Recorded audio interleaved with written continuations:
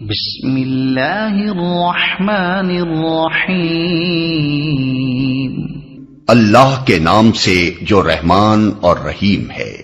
وَمِنَ النَّاسِ مَن يَقُولُ آمَنَّا بِاللَّهِ وَبِالْيَوْمِ الْآخِرِ وَمَا هُمْ بِمُؤْمِنِينَ۔ بعض لوگ ایسے بھی ہیں جو کہتے ہیں ہم اللہ پر اور آخرت کے دن پر ایمان لائے ہیں، حالانکہ در حقیقت وہ مومن نہیں ہیں۔ يخادعون الله والذين آمنوا وما يخدعون إلا أنفسهم وما يشعرون۔ وہ اللہ اور ایمان لانے والوں کے ساتھ دھوکہ بازی کر رہے ہیں، مگر دراصل وہ خود اپنے آپ ہی کو دھوکے میں ڈال رہے ہیں اور انہیں اس کا شعور نہیں ہے۔ یعنی وہ اپنے آپ کو اس غلط فہمی میں مبتلا کر رہے ہیں کہ ان کی یہ منافقانہ روش ان کے لیے مفید ہوگی، حالانکہ دراصل یہ ان کو دنیا میں بھی نقصان پہنچائے گی اور آخرت میں بھی۔ دنیا میں ایک منافق چند روز کے لیے تو لوگوں کو دھوکہ دے سکتا ہے، مگر ہمیشہ اس کا دھوکہ نہیں چل سکتا۔ آخر کار اس کی منافقت کا راز فاش ہو کر رہتا ہے اور پھر معاشرے میں اس کی کوئی ساکھ باقی نہیں رہتی۔ رہی آخرت تو وہاں ایمان کا زبانی دعویٰ کوئی قیمت نہیں رکھتا اگر عمل اس کے خلاف ہو۔ فی قلوبہم مرض فزادہم اللہ مرضا ولہم عذاب علیم بما كانوا یکذبون۔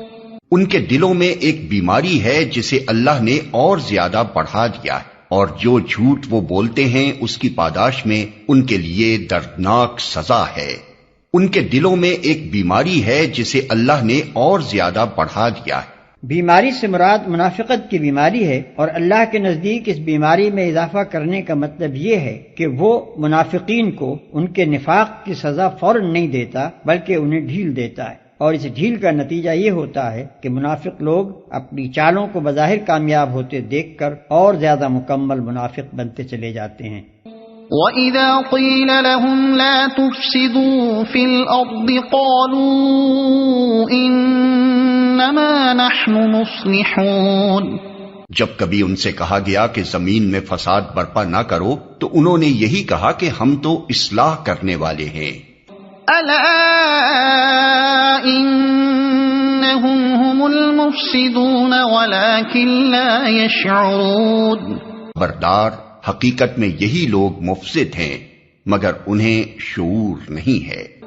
وَإِذَا قِيلَ لَهُمْ آمِنُوا كَمَا آمَنَ النَّاسُ قَالُوا أَنُؤْمِنُ كَمَا آمَنَ السُّفَهَاءُ أَلَا إِنَّهُمْ هُمُ السُّفَهَاءُ وَلَكِنْ لَا يَعْلَمُونَ۔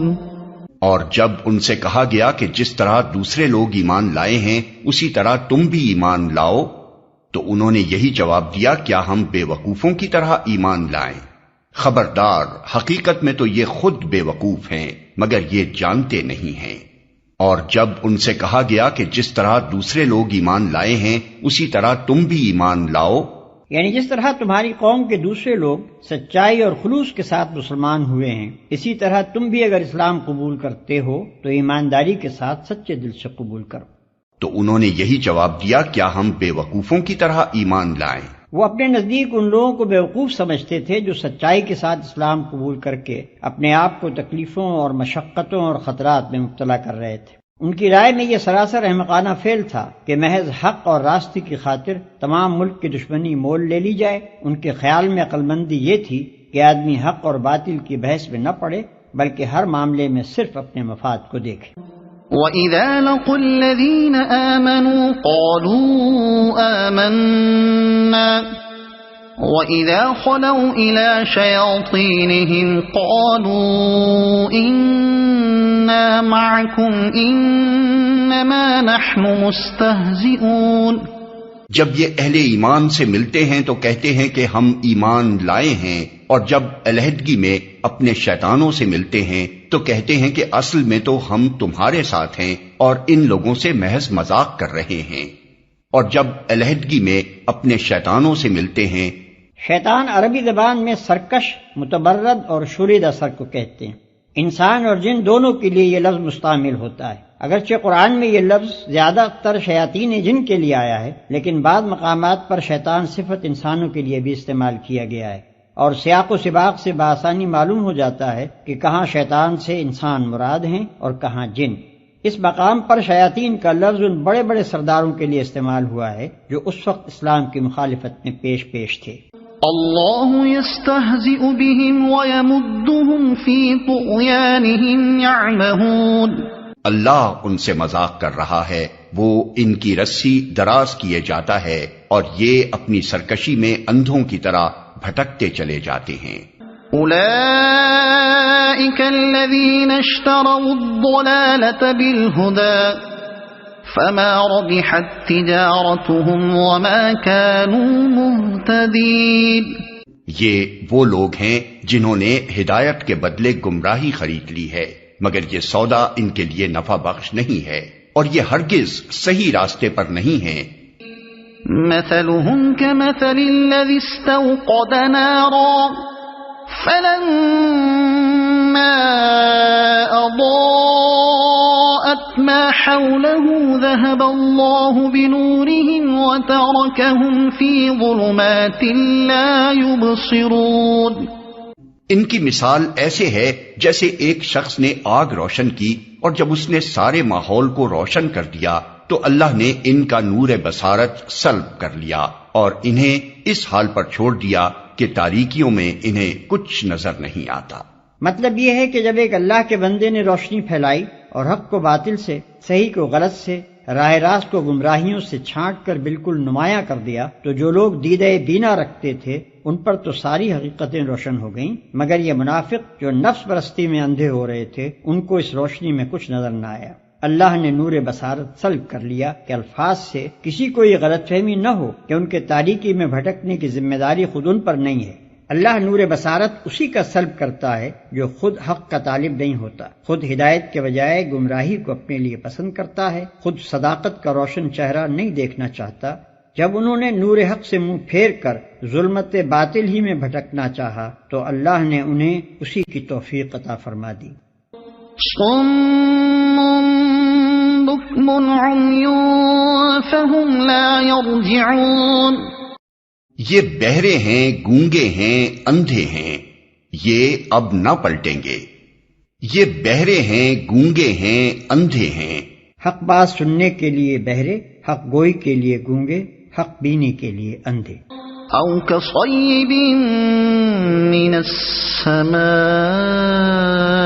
فیہ ظلمات ورعد وبرق يجعلون أصابعهم في آذانهم من الصواعق حذر الموت والله محيط بالكافرين۔ یا پھر ان کی مثال یوں سمجھو کہ آسمان سے زور کی بارش ہو رہی ہے اور اس کے ساتھ اندھیری گھٹا اور کڑک اور چمک بھی ہے۔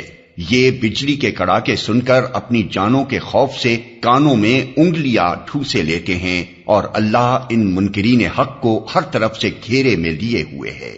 یعنی کانوں میں انگلیاں ٹھوس کر وہ اپنے آپ کو کچھ دیر کے لیے اس غلط فہمی میں تو ڈال سکتے ہیں کہ ہلاکت سے بچ جائیں گے، مگر فی الواقع اس طرح وہ بچ نہیں سکتے، کیونکہ اللہ اپنی تمام طاقتوں کے ساتھ ان پر محیط ہے۔ یکاد البرق یخطف ابصارهم كلما أضاء لهم مشوا فيه وإذا أظلم عليهم قاموا۔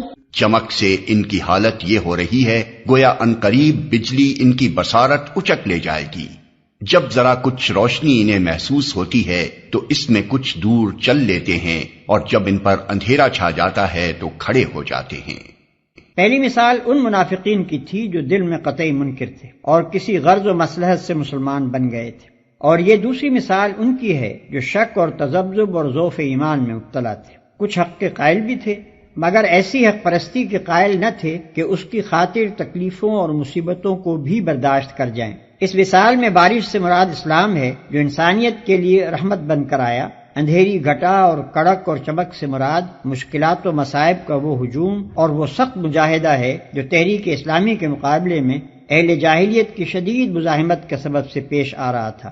مثال کے آخری حصے میں ان منافقین کی اس کیفیت کا نقشہ کھینچا گیا ہے کہ جب معاملہ ذرا سہل ہوتا ہے تو یہ چل پڑتے ہیں، اور جب مشکلات کے دل بادل چھانے لگتے ہیں یا ایسے احکام دیے جاتے ہیں جن سے ان کی خواہشات نفس اور ان کے تعصبات جاہلیت پر ضرب پڑتی ہے تو ٹھٹک کر کھڑے ہو جاتے ہیں۔ وَلَوْ شَاءَ اللَّهُ لَذَهَبَ بِسَمْعِهِمْ وَأَبْصَارِهِمْ إِنَّ اللَّهَ عَلَى كُلِّ شَيْءٍ قَدِيرٌ۔ اللہ چاہتا تو ان کی سماعت اور بصارت بالکل ہی سلب کر لیتا، یقیناً وہ ہر چیز پر قادر ہے۔